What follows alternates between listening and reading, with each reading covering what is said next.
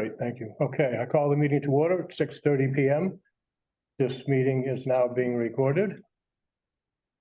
Welcome to those from the public who are here, and I see one person from the public on the screen. Oh, the person, Julie has joined us. So opening remarks, I just wanted to say quickly that I was at a meeting last night with the 4th of July Parade Committee, and they're very pleased to know that the light department again has included the envelope in last month's billing, and also they were, and I mentioned this to you by text, Pete, but they're also expecting the light department to remove the street light that's right smack in front of the entrance to the Civic Center, because that's where the reviewing stand is going to be put up there. Yeah. So That's you an guys annual do that every tradition. year, Yeah. yeah, so they were checking to make sure that that was gonna get done. Yeah. And they also mentioned that last year, they never came back to take the banner, because you also put a banner up for them across Main Street for the Okay. parade. They never came back to take it, so they assume that that's still here. And that banner can get hung up again Okay. next week. Yeah, we'll check it out. Okay, thank you. Any other opening remarks from any other commissioners? None for me. I don't have any response. I don't have any. Great, thank you. So town council has sent a new liaison to us tonight. Julie, do you have any comments that you'd like to make? I don't, but yes, I guess I am your new or returning liaison. Returning, yeah. I know Councilor McLean really enjoyed working with you last year. There are a lot of new assignments this year, so I look forward to, I won't come to every meeting, but I look forward to staying in touch, and really, I'm here for you. So if there's ever anything that any of you need, just feel free to reach out to me as well. Great, thank you. All right, so we turn to public comments. I see there were 3 people from the public here and 1 on the screen. So if anyone would like to have a moment to say anything to the board, now's the chance. You just have to state your name and address before you speak. If anyone wish to speak. It's the right time to speak about. Well, yeah, this is the only time for public comment. So, yeah, so what's your name and address, please? Sharp, 69 Pleasant Street, Wakefield. I'm just here to strongly urge the board to appoint a member with real and deep experience with solar, wind, batteries, and the technologies that we are moving toward, as opposed to the technologies I hope we're moving out of. That's it. Okay, great. I'm here to watch what happens. All right, thank you. Yeah, I'll just note, we're not actually selecting a candidate tonight. We're just determining whether or not we can come up with a consensus to make a recommendation when we sit down with the town council next Monday. And that's where the decision will be made as to who which candidate will be selected. All right, thank you. Anyone else? Okay, so let's move on. Next item is the secretary's report. And which entails, which entails the approval of the minutes. I had a couple of very quick comments on the minutes from the last meeting. On page 8. That first full paragraph, I would just put commissioner in front of the word Betcher. And then that same paragraph, it goes on to say, after it says something that Commissioner Betcher mentioned, then it says Commissioner Calais mentioned something, and then Commissioner Betcher says something again, and then it goes back to a comment by Commissioner Calais, and then after it talks about Commissioner Calais, it says, he said it is simple because the host customer doesn't charge, et cetera, et cetera. Is that supposed to be she? Or was that supposed to be Commissioner Betcher?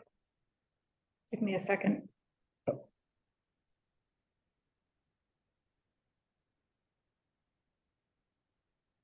I think this might have been you, Pete. I think it was me. Yeah, it is. Yeah, Oh, okay. That's why I so wanted. he should, Yeah. he should be replaced with Pete. Yeah. when I was reading it, I'm like, I'm trying to read the whole thing. Great. That was the only issue that I had with the minutes.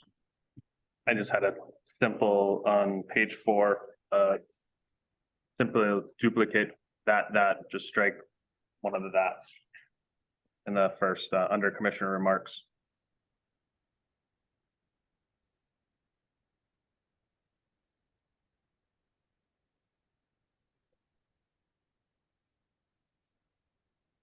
Okay, anyone else? Nope, I'm good. Okay, is there a motion to approve the minutes? I'll make a motion to approve the May 16th, 2023 minutes as amended. Is there a second? I'll second that. All in favor?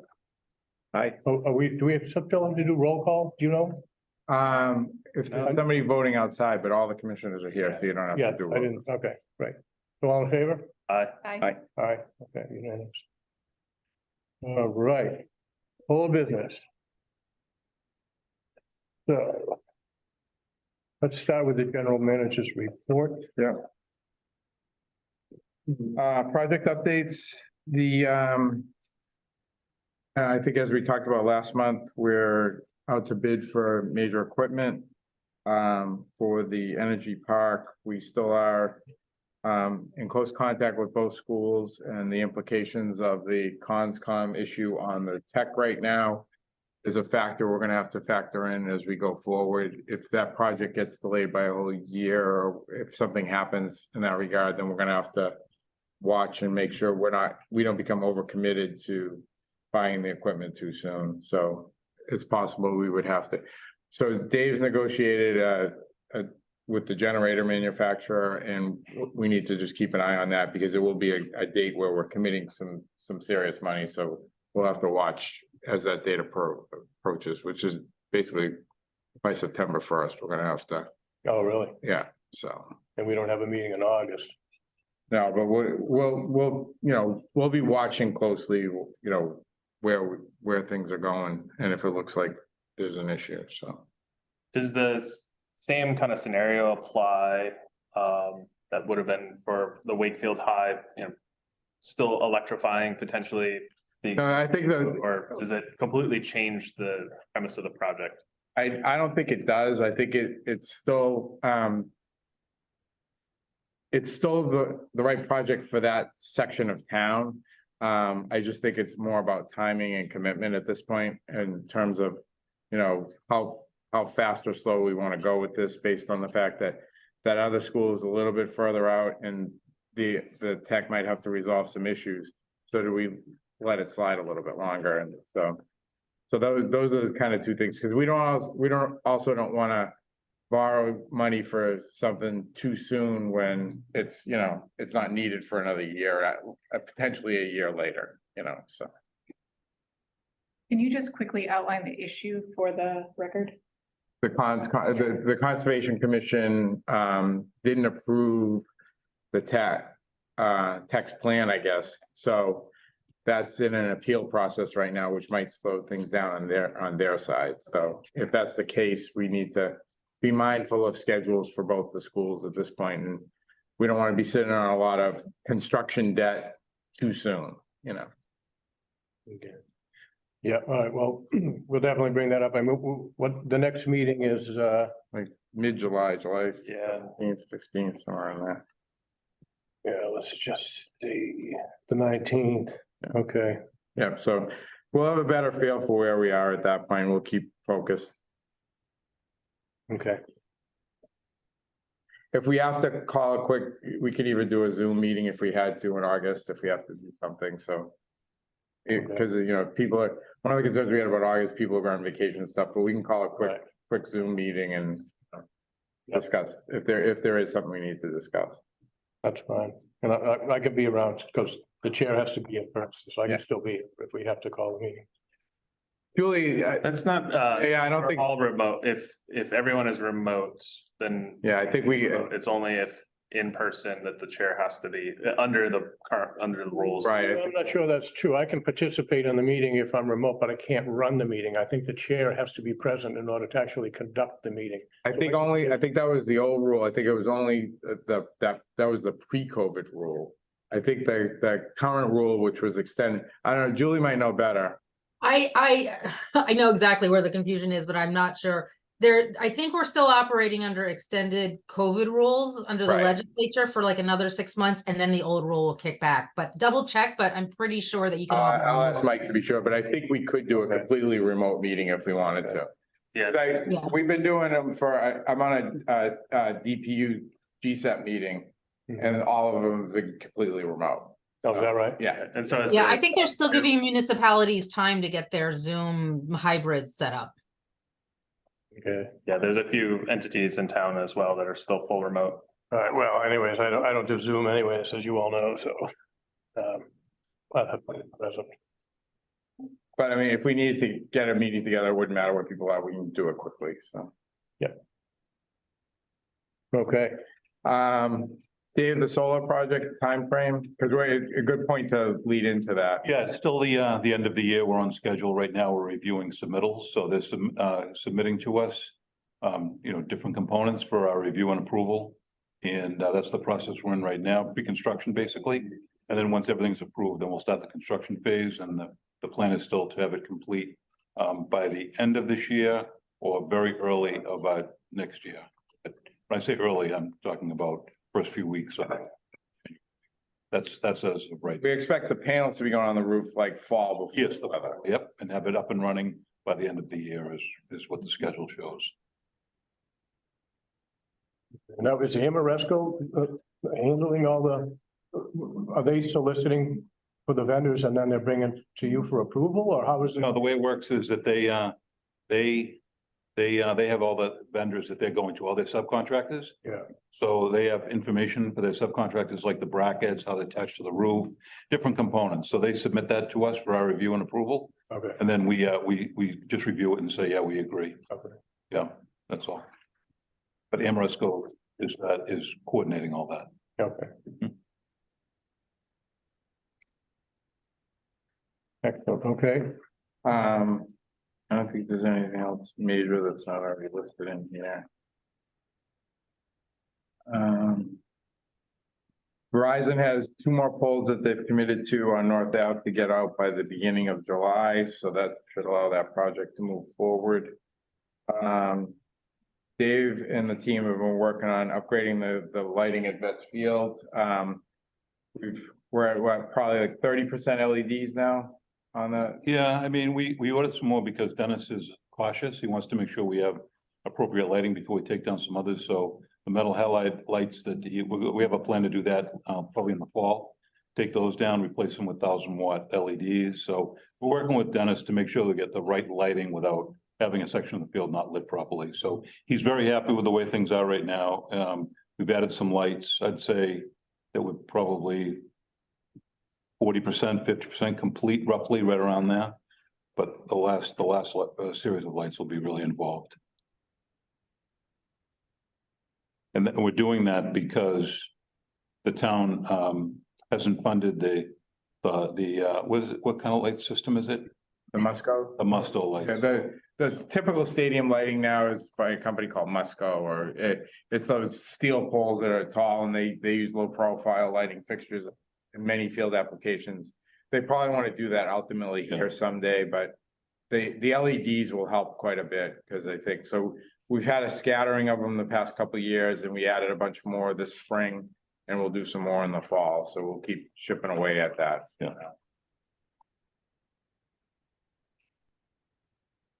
Okay, supply update? Yeah. So Let me ask one question first. I'm looking at the portfolio mix. And so nuclear seems to be down. yeah, Is there's Seabrook out? Millstone. Oh, Millstone is. Millstone is undergoing an outage. Okay. So. I think last month, Seabrook was down. Down also for a little while.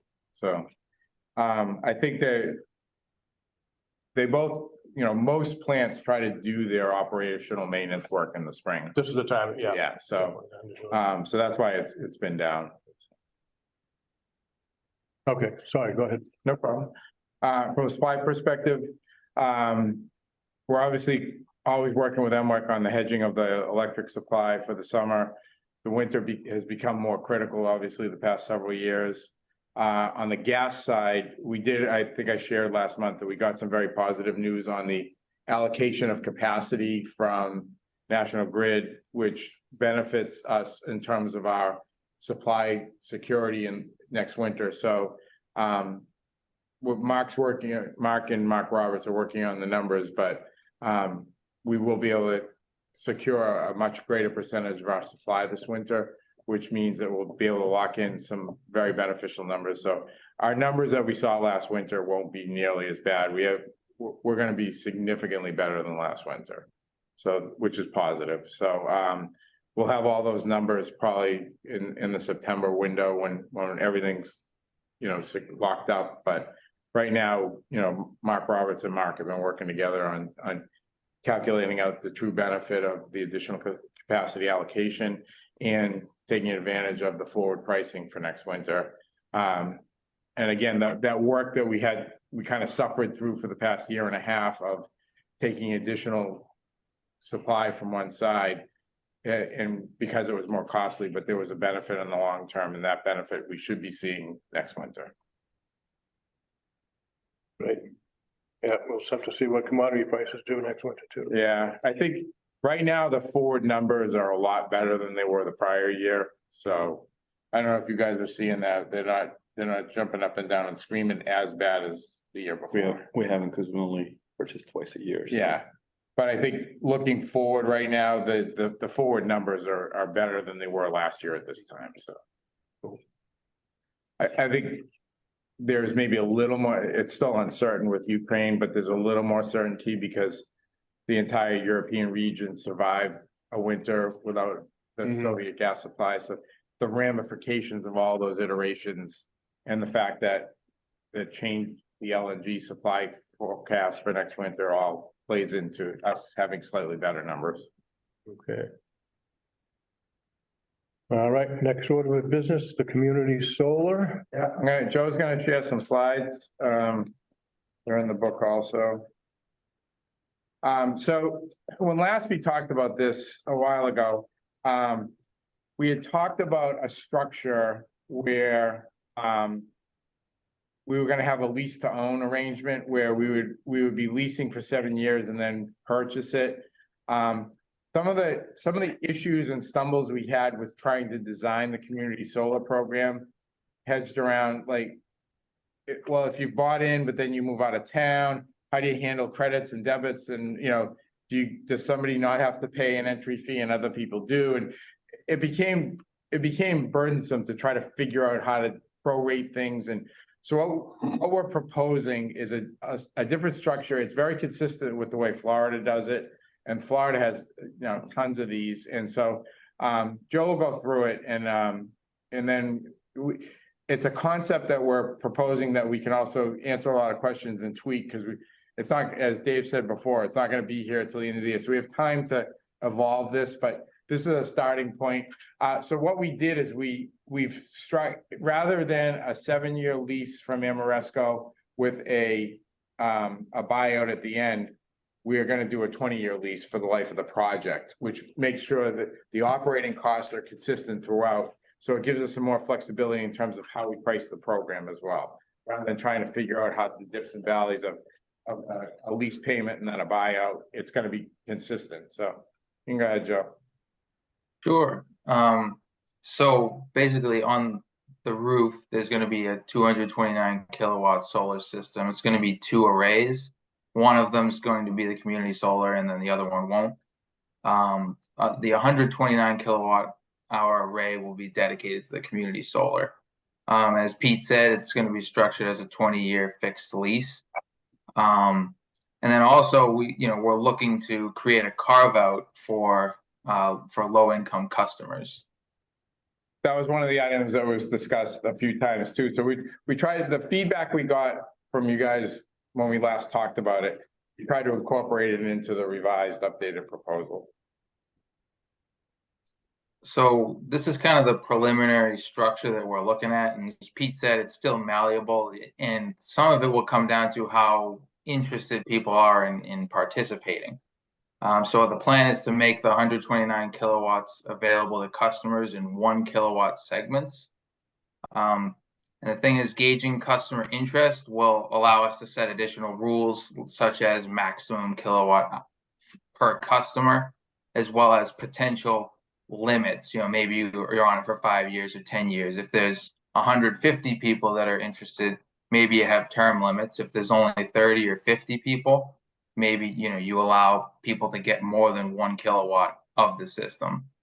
The plan at the moment is to reserve at least 25% of the array for low income customers, and this would work out to about 33 kilowatts and 33 customers if we're at the 1 kilowatt level. The fee structure will be adjusted for low income to increase the benefit for those individuals. And qualifying for the low income would be based on already existing programs such as LEHEAP or whatever other state programs, fuel assistance, if they can show proof of that, and things of that nature. So the way we looked at it, there's a lot of different fee structures that you can have. There's variable, fixed, this and that. But what we kind of honed in on is a one-time sign-up fee of $100, and then a $12 per month per kilowatt owned. And then the credit on the bill should be similar to how the solar credits work, as they are right now, 85% of the energy charge. For the low income, we would waive the sign-up fee, and then it would be $8 per month per kilowatt owned. So the fee structure is intended to balance customer benefits and also the debt service offset. So the amounts are derived from utilizing the solar output projections by Amoresco that are set forth in the lease. And there's a little graphic down below, just it kind of says what the slide already says, but image of it. So the community solar benefits, the program will allow customers accessibility to green energy without a large capital investment. But it's going to help people who maybe they don't have good houses for solar, too much shading. And in addition, I think a big piece of this is low income participants will see savings on their bill, and for many, first time access to renewable energy. WMGLD also will enhance their non-carbon portfolio in line with the net zero goals. And it promises to be a capacity resource, and then also a minor peak shaving resource as well. So the fees will help fund the annual lease payments while also balancing the customer benefits. So we're trying to look at both sides to make it equitable. So I just wanted to share a few extra different structures that you could go with, just to give you the full picture. There's high upfront fees with a lower monthly fee. So I was on an APPA conference. It was a 2-day, and there was a member of a Georgia utility who had done this high upfront fees with a lower monthly. The problem was they missed the boat. Not a lot of people were interested. They saw the upfront fees and were scared away. So that one didn't seem like the method to go for. You could also do a bill credit and customer fees tied to the actual solar generation. So you can run them almost parallel. So for instance, you could have the credit be 15 cents per kilowatt hour. And then you could have the fee be 13. You could figure out what you wanted that parallel to be. Another way is an annual fee and a monthly fee. And then there's monthly fees only. And then there's all different ways you can do term limits. You can have maxes, mins. You can do anchor tenants, which is basically just you have some organization, maybe like the Housing Authority or some other. They have 20%, 50% or something, and then they could divvy it out to additional people. Then there's fixed versus variable on the rates as well. So there's a little matrix that's helpful below in describing the different ways you can do the fees. There's capacity based, and then there's generation based, kind of how I described above. Where the way that we're looking to do it is the fixed capacity basis, because it's $1 per kilowatt. That's the charge that it's going to be based off of. So, I mean, that's pretty much all I had there. Joe, the high upfront fee example from Georgia. How much was that fee? Do you remember? Like, I think in it other was- words, is 100, we're calling that a low fee, so. Like, Yeah, so what decides that 100 is low versus high? so fees, so from the conference, fees can range typically from, I believe it was $50 to $300. I think theirs was a little bit over 300 if I remember correctly. Which can impact, obviously scare people away and potentially impact a payback period as well. Yeah, that's a very high number. 300 would be too high. Mark, Yeah. how difficult would it be to model 1 year of bills for average customer, both in low income and non-low income, to kind of see what, throughout the entire year on a month basis, so, if they're. You mean the credits or the Yeah, bills? take an average, like say 750 kW, what someone would. So you wanna pop up the consumer side one? And just kind of seeing what a consumer would look like. So if we modeled out, a consumer is subscribing to X number of kW. And, that, comes out to whatever the number is times 12, what that, cost is per month. And then, obviously the output changes on the per month basis based on the seasonality and, consumption, right, goes up and down, and kind of see what a bill modeling would look like for each of the. Yeah. So Joey put something together. You want to take a rip through it, Joe? Yeah, sure. So I think this is what you're looking for, and you can correct me if I'm wrong here. What's good is the lease actually says this is the expected output per year. So designing it, you can mess with the numbers, and then you can figure out where you want to be that way. But I put this together, so this will show, like, for a normal customer, these are the net benefits. So first year you're gonna be net negative because you're paying the $100 fee, but then you'll see, and it's not, the numbers aren't crazy, but at the same time the capital investment that you're putting in is $100 instead of 15,000, or whatever. Depends on how big of a system you're putting in. It's probably not 15,000 for 1 kilowatt, but this is modeled off of 1 kilowatt expected production, and then benefits based on that. So that's what the normal. And then for the low income, the low income has a huge bang for their buck, in comparison. And I think that's partly because no upfront fee, and the other part is they have a lower monthly fee, so they're able to kind of cash in a little bit more. No, this is great on the, per year basis on the 20-year. I was looking more, and it's more concern around the low income. So for example, just say like a low income person subscribes to 5 kW, Yep. but at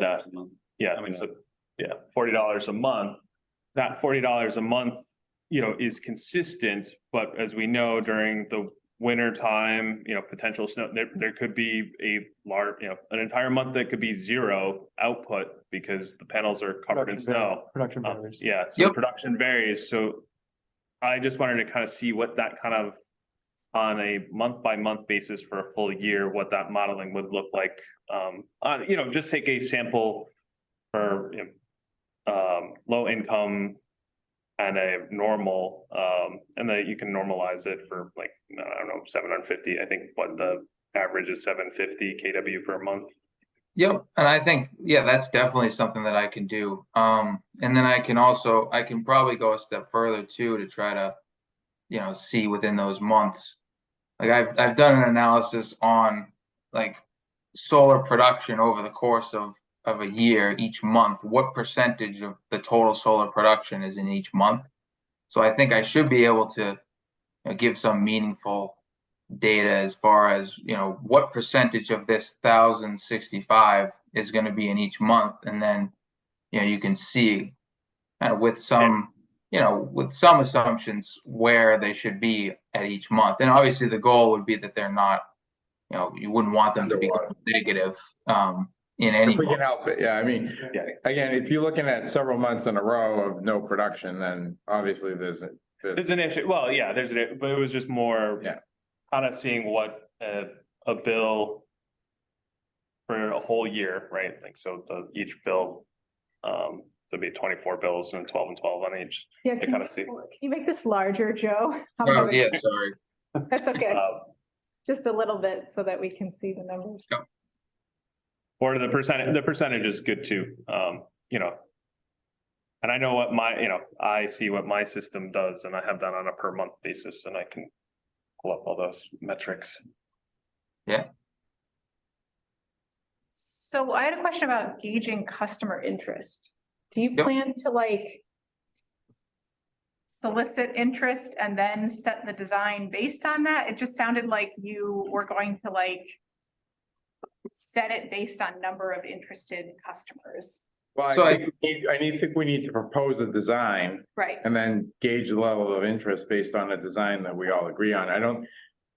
We're I not mean, I gonna think- be able. Go ahead, Joe.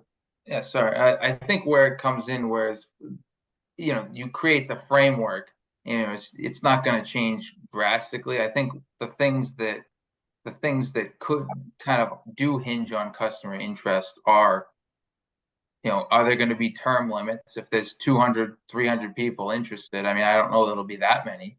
But if it's that amount, do we wanna look at term limits? You know, to say like, you know, you can be on it for 10 years, but then you gotta switch or whatever.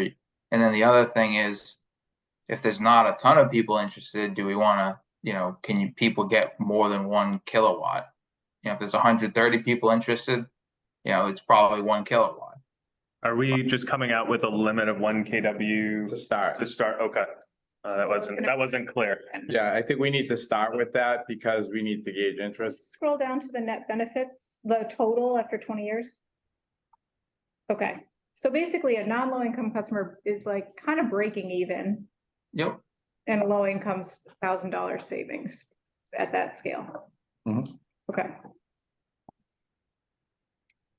Yeah, I would say, you know, which would be a good problem, if we had hundreds of people wanting to sign up, I would say potentially instead of term limits, looking at other projects. Right, I think that's the thing we have time well, I for. mean, yeah, if you're showing level or net benefits, why wouldn't everybody sign up?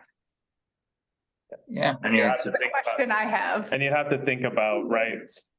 All of our folks that live in multifamilies that's really don't have a lot of access to solar, you know, especially large apartment complexes. Those type of buildings that don't have solar, there may be quite a bit of demand pent up there for homes. well, I As think, Joe said, I think as Joe said, the key that we want to settle on is the structure to start, because it's gonna be a billing system issue, and we don't wanna, we can't keep changing the billing system. So when we structure it, if it's gonna be an upfront fee, whether that number goes from 12 to 10 or 14 or 2, whatever, if we build the structure in, changing the numbers is not gonna be the issue. So I think we just need to kind of settle on a format that we would use, and then I think it'll be easier to go from there.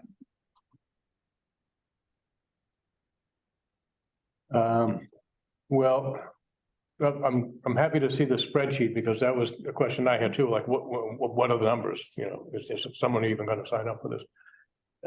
So I wonder if you'll share that with us, because I like to play around with the numbers myself.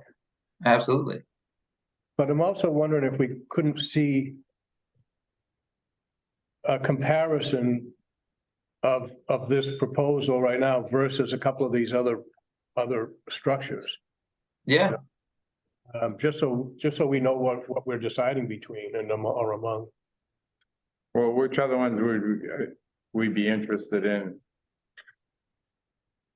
I mean, the only other one I think that's not super complex is the one where I think you have to have them apples to apples. So if you did, you know, capacity, you know, the other one you could just look at generation. And that one I looked into, and I don't have a complete model on that yet, but that's one that I already have started a model on, so I can show you that one. That's the bill credit and customer fees tied together with the generation. Yeah, that's the only other one I think that's worth any merit. The other ones, I think, you know, if you go high or low, or you don't do it up front. I think there's trade-offs to everyone, but this to me was the most common that I saw. So And Joe, how simple. does the host utility maintain any kind of, so is it the fee in a given month is based on the output for that month?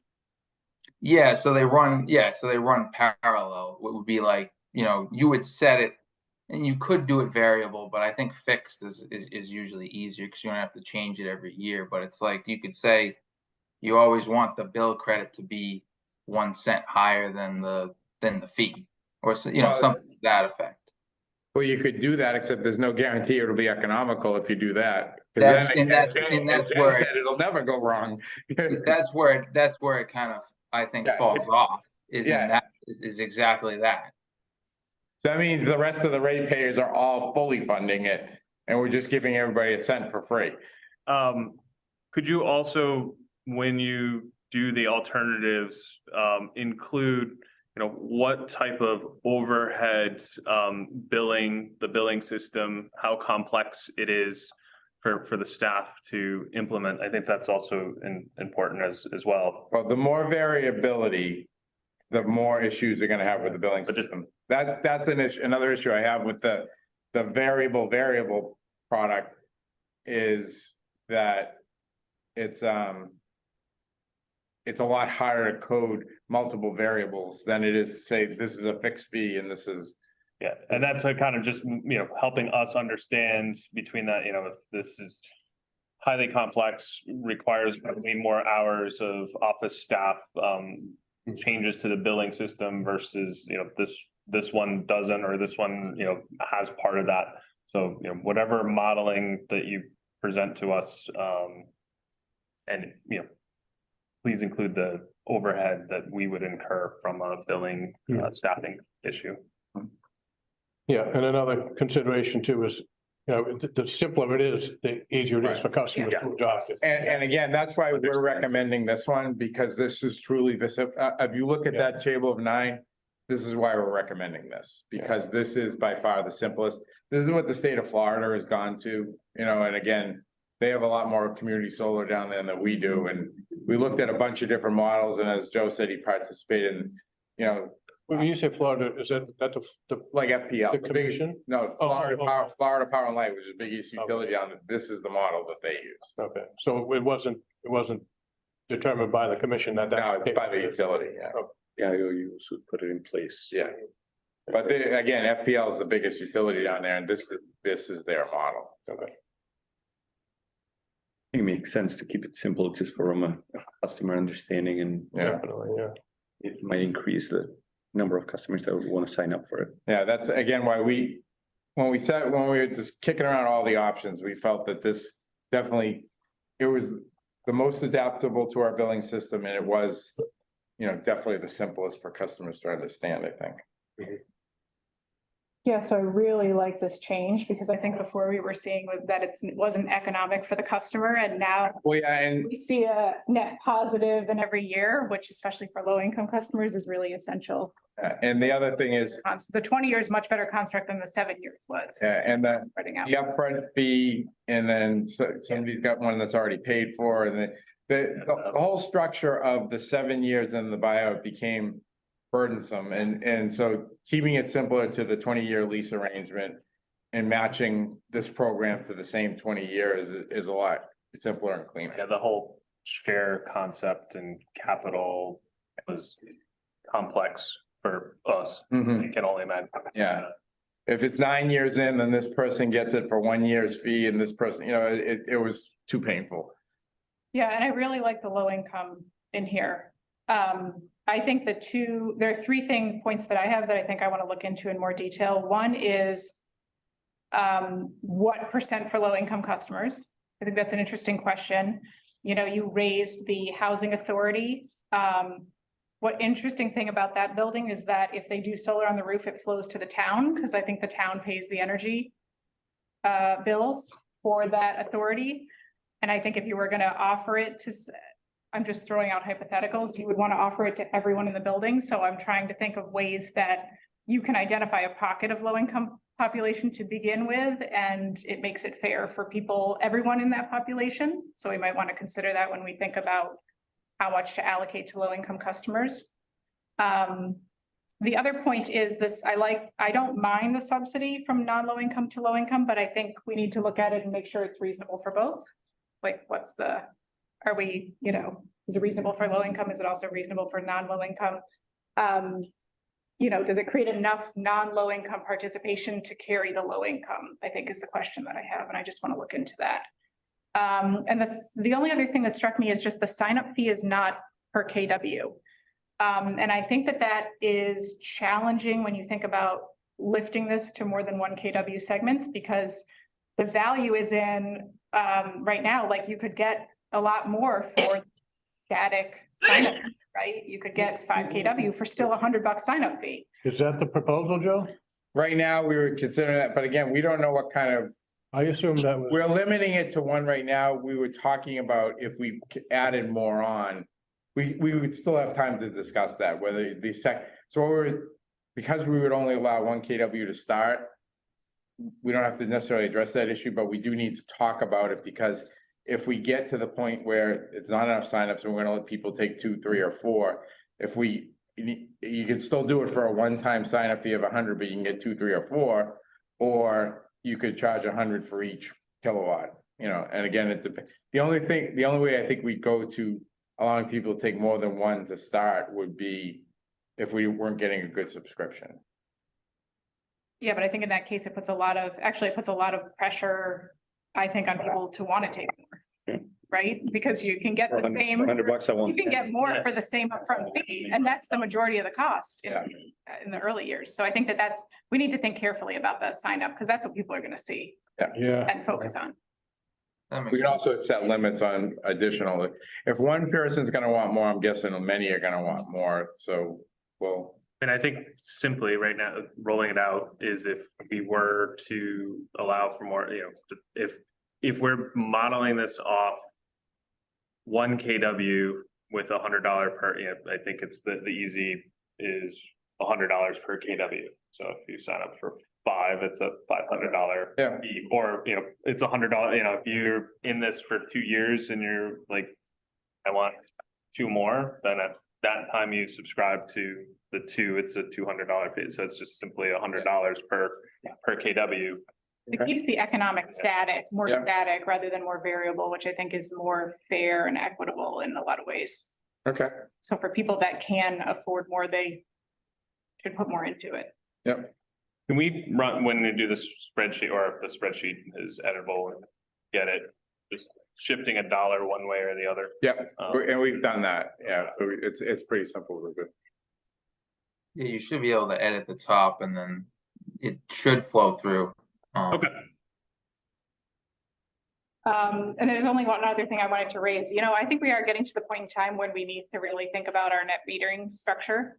I am concerned that we are overcompensating actually at this point. If solar costs remain the same, but our rates increase, then 85% of the energy charge over 20 years is actually starting to overcompensate. So I think we should discuss a fixed rate, I think, rather than a one that scales with like up or down with the rate, because that's just risk that who wants to bear, right? I mean, if you just know what you're going to get, then you know your revenue stream. Well, so then we're taking more risk at setting a number, and if we have a winter like last winter or a winter like 2 winters ago where it's a fraction of the price, and say we set the number at 15 cents and that's where we're compensating, and next year the power is 10 cents and the year after that it's 20 cents, we take all the risk now, where a fixed percentage of the energy cost to us it's following whatever the costs are. So, but I think we're more exposed on the upside than we are on the downside. That's what I think. I think we actually have more of a risk of overpayment than we do of underpayment on this with this mechanism. That's just my 2 cents. well, but it's truly tied to whatever our true costs are. I think we could talk about the percentage being lower than 85. We could go to 75.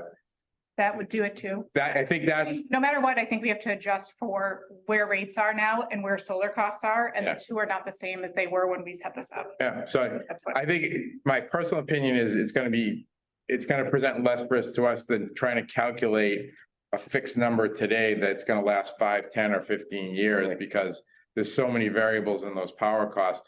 Whereas the fixed percentage off of what it is today is exactly, so we could look at like a lower percentage, but it's gonna fall. So this winter, it was high because the cost of power high, but so we were, but it's definitely, it's been following our cost all along. Yeah, I if you mean, it remember does when seem we, it's hard for a low income customer if the costs drop and their compensation drops and they're no longer breaking even, right? And that happens like later on in the time period. There's an uncertainty there, right? That you can't promise them that they're gonna break even. well, but the overall bill would be down because the cost of energy is down. Yeah. So that percentage.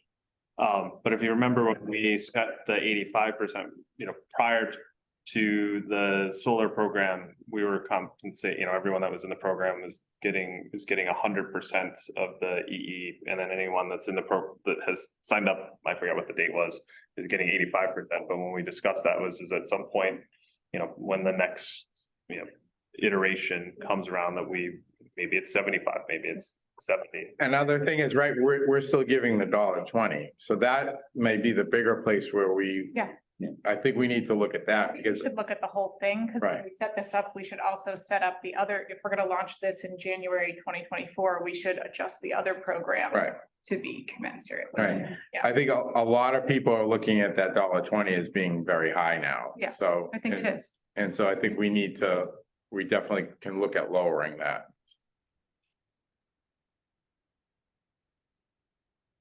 Great. Anything further? Joe, thank you very much for that presentation. Yeah, no So problem. we'll work on additional option. We'll share the spreadsheet and then we'll do some background work on the global solar stuff as well in terms of cents per kilowatt hour, net metering, and also the rebate format. Okay. Good. Very well. The next order of business is the commissioner appointment.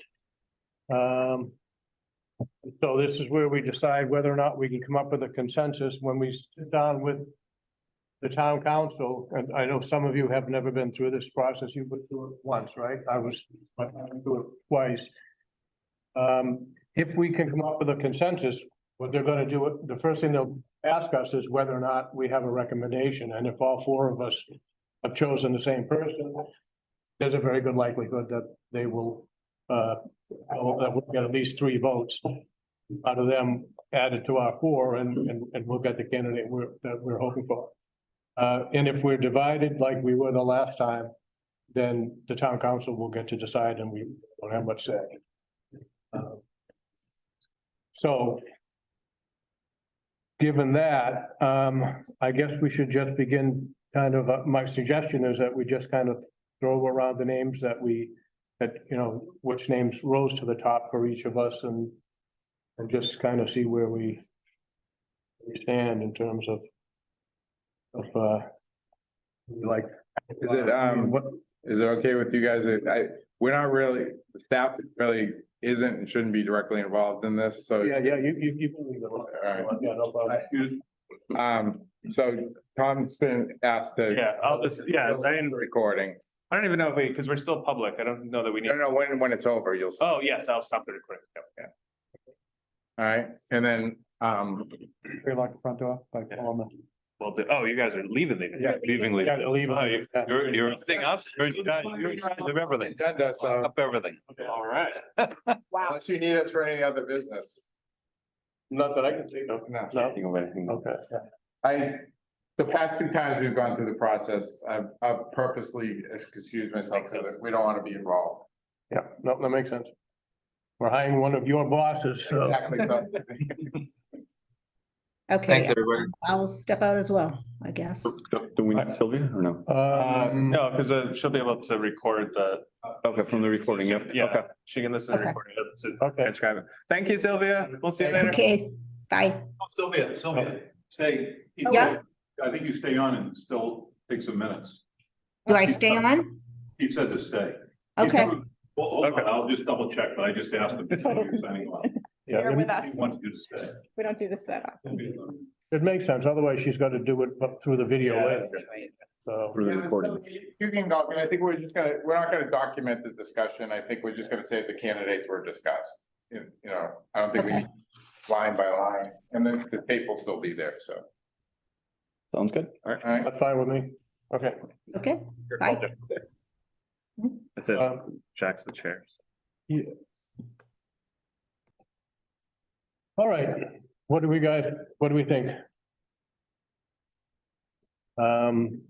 Do we want to first have kind of a little bit of a discussion around what we're looking for from a board Yeah, I think that's a great idea. for getting into names? Yeah, I mean, certainly when I was looking through all of the applications, in my mind, what I was doing was looking at them to see if any of them were gonna add things, skill sets that we don't have already on this board. And I will say that I was extremely impressed with all the resumes. I mean, there's not one person who would do any harm on the board, but that's for sure. I can tell you that from my opinion. And I mean, there are a couple of people who really rose to the top for me in terms of what they can offer that we don't have on the board. But there were also a couple of other people who are extremely qualified, even if there's a little bit of repetition with some of our skill sets, who also deserve consideration. So what other thoughts do you have in terms of what? And I'll echo that. I mean, we got a lot of excellent candidates. There was a fairly diverse portfolio of skill sets as well. Several rose to the top for me as well. There's everyone from serving the community at large, having the different interests within utility, out of utility, around ESG, both in renewables, traditional. So I think we have, to your point, I think we have a hard choice to make. Yeah, I was thinking about the kind of things we'd be doing over the next 2 years. And where we could use help. I think we definitely have more kind of distributed generation work to do. I think we're probably going to get into the future of gas with Pete being on that committee, statewide committee, right? Where he's trying to figure that out. And I think we have to figure it out in Wakefield because we have gas as part of this utility. I think we have more work to do on equity. There's always more work to do on EV, though I think we've done a lot. And the last area that I think we haven't gotten into, but is coming, and I don't know when, is innovative rate design and regulatory reform. So those are some of those are in 2 years and some may not be, they may be further off, but that's the kind of big stuff that I think we're gonna be tackling. And so in my mind, I was looking for folks that could plug into one or more of those kind of topic areas and assist. Yeah, that makes sense to me. Yeah, I think that time of use rates is pretty big. I mean, we just approved the EV one, but how do we get into putting a more broader tariff in place that allows the time of use rates? Well, there's one candidate who stands out when it comes to that sort of thing, and that's Sharon Daly. With all her experience with the grid modernization and all kinds of rate design work and all that sort of stuff.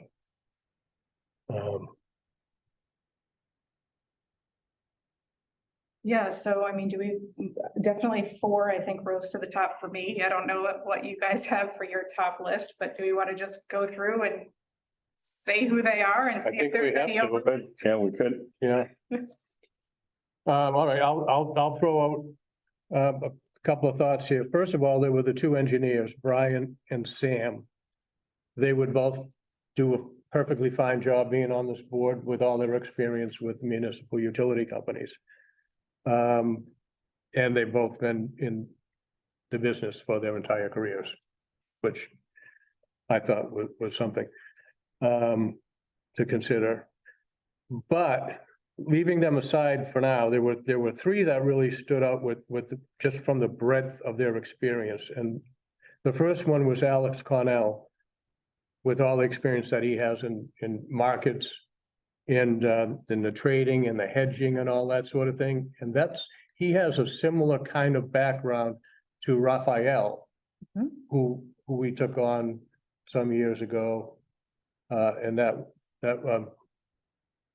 he was the one where wasn't he appointed the same way as an interim appointment? Yes. For And, not many months, right? It was But very yeah, and it brief, wasn't, but but yeah, it was a very short period of time because he was just finishing out a term. And it was just a number of months only. But we brought him on because of his expertise in the gas markets.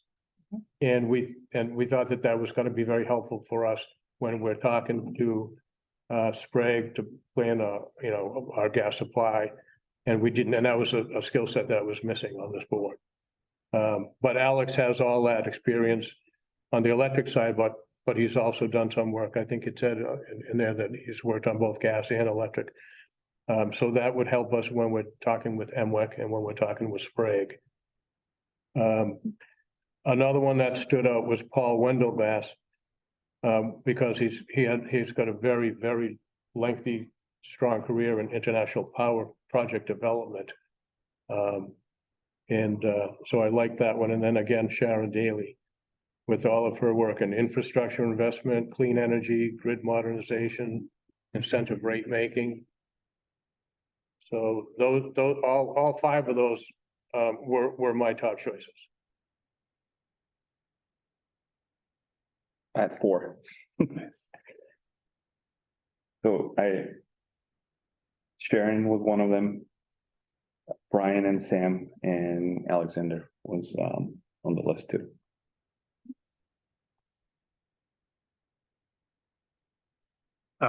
For me, Dave rose up there.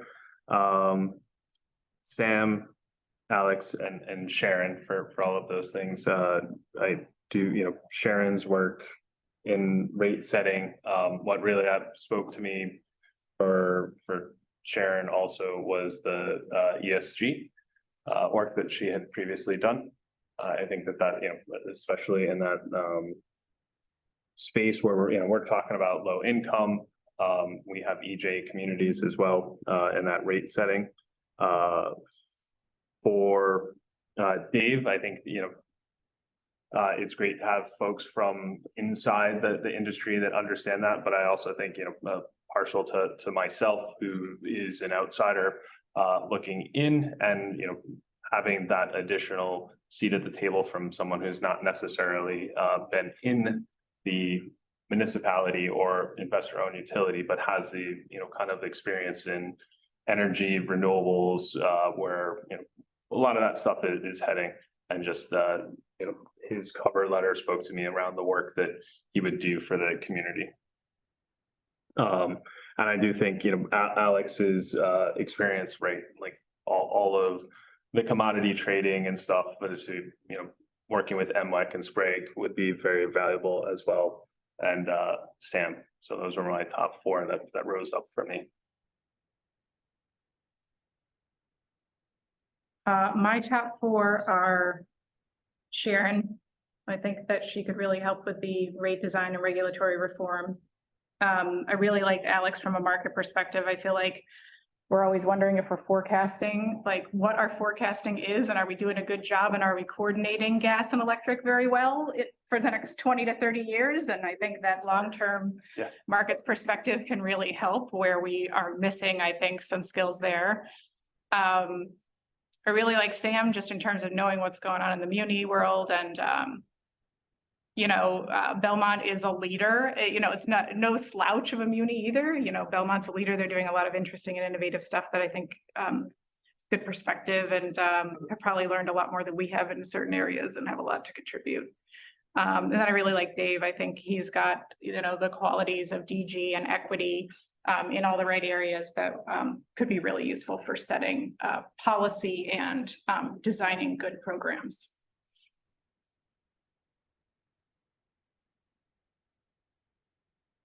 Okay. So let's see, where do we go from here? So we got 4 people who liked Alex, 4 people who like Sharon, 4 people who like Sam. And then, and just a couple for the others.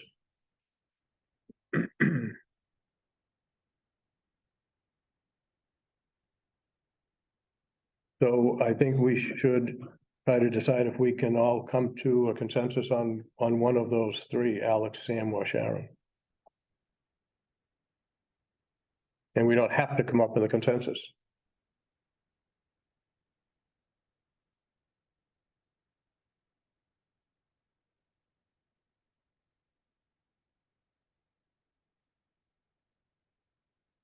I mean, do we want to each rank those 3?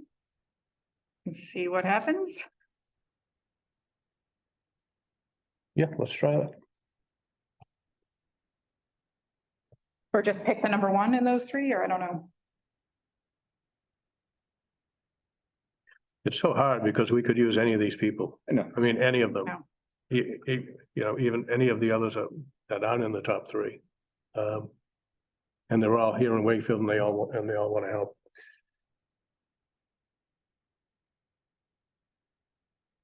I would pick Sharon first out of these 3. I would pick Sharon too. I would go Sharon as well for first. Is Sharon it is? Okay, so that'll be our recommendation.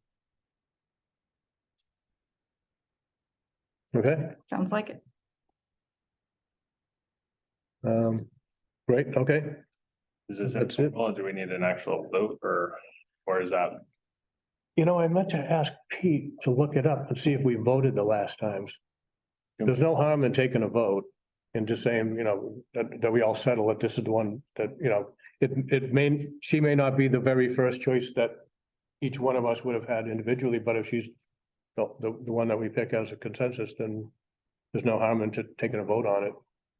Unless we think we might want to change our mind between now and next Monday.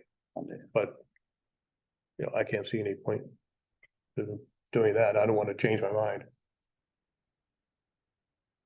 Whether we vote or not, I don't think it's gonna change the outcome, right? Not as far as the recommendation to. Well, I think the only thing is if we take a vote, that says that when we go into the meeting with the town council, that I'm gonna tell them that. We voted and. As opposed to going in there and one of you saying, I changed my mind, I'm not gonna vote for Sharon. And then we just vote with the town council. So we're committing ourselves if we take a vote now.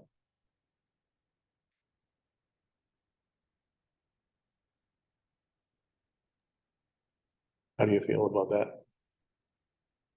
I haven't been in the process, so I'll be looking at you and Jen, and I don't know, tell me if you've been part of this process. in the No, past. not part of the process. But do we want to call Pete to ask him, or do we just? No, I think I just want to decide. Yeah, I'll leave it up to the chair. I mean, I'm happy locking it in with a vote. But someone will have to make a motion and someone has to second it. Can I just clarify too, that you would still all 4 have to come to town Yeah. council Yeah. to cast? Oh, yeah, separate yeah, votes? We still, Okay. I mean, we still have to Absolutely. vote. Okay. Yeah. Um, Thank you, Julie. correct. All right, so I'll move the motion to vote on the proposed candidate for the vacant position of the board. Okay, I'll second. all right, motion's been made and seconded, all in favor? Aye. Or any discussion? Okay, all in favor? All right, Hi. Aye. Okay, so I will write up some minutes of what we just discussed. Like Pete said, just say we generally discussed it and we took a vote and then I'll give them to. Also take a moment to thank everyone that applied. absolutely. The resumes were absolutely outstanding. Absolutely, yeah. And I couldn't made the believe it. decision really hard. And I would personally, I'd say it's no reflection on anyone that was not selected. Reading through the resumes were just the breadth of experience and skill sets across the board and all facets of energy, public service was just astounding. Yep, I agree. And just to note that we can be completely overridden by town council. Absolutely. Nothing is Absolutely. final until. the- Absolutely. Right? Not like that hasn't happened before, right? It has. So, Yep, happened once. Yep. But no, I agree. Yeah, I was blown away by the quality and by the number of applicants. And a couple of these, at least 3 of these people are people I know reasonably well. So now I have to go and talk to them and explain why I didn't vote for them. So it's never easy. But okay, so that is done. Is there any other matter that anybody else would like to bring up before we adjourn? Town council on the 26th is at what time? 6:30? I think it's 5:30. I have it Julie, right can now. you confirm? No, our meeting, hold on, I've got the agenda open. Give me a second. So we don't miss it. And I think I you're had it- early I on the got it at agenda. 7. I have it Well, I'll tell you, we have a public hearing on water and sewer rates at 7:02. So our joint meeting does not start until 8 o'clock. Oh, 8 o'clock. Oh, Okay. That's- okay. That's. You can do it remotely as well. It won't make any, I mean, it's up to you, completely up to you. We'll just do a roll call vote for anybody who's remote. All right. So we start at 8:30? 8. Oh, 8. 8. Yeah, The meeting starts at 7 obviously. so we should all gather, maybe, I mean, is there any chance, Julie, that these other matters will be finished up early and it's like, if we're not there until 7:45, is there a chance that we'll be late? It's very rare that the water and sewer rates Okay, go fast. so we I should would, just I would all- say you're fine there at 7:45. And even if you're not, we can move things around and then when you're ready, we'll put you on, I think. all right, Because it's so not, we'll it's not a public hearing. So try to meet by 7:45 Yep, at WCAT, unless you got to dial in. I can walk down there. I'll be there. Yep. Perfect. I already had. Would have been super early at 5:30. Yeah. All right. All right, Motion for adjournment. I'll make a motion to adjourn the June 21st meeting. Seconded. Okay, all in favor? Aye. Aye. We are adjourned. Thank you. Thank you. Have a good We evening. can stop the recording. Yeah. it's over here. Thank you, everyone. Let's stop that thing. Okay.